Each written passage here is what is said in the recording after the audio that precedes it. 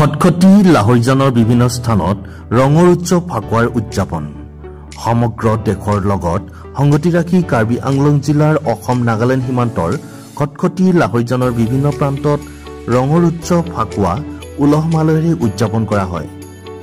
এই উপলক্ষে খটখটি অঞ্চলৰ বিভিন্ন লোকে হাতে হাতে আবিৰ লৈ ৰাজপথলৈ ওলাই আহি ইজনে সিজনক ৰং হানি ফাকুৱা অৰ্থাৎ হোলীৰ উদযাপন কৰে।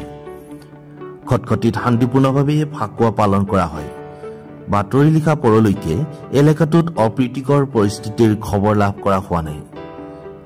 লাহৈজানৰ পৰা মইনুল হুছেইন উজাৰ ৰিপৰ্ট, পাব্লিক টিভি অসম।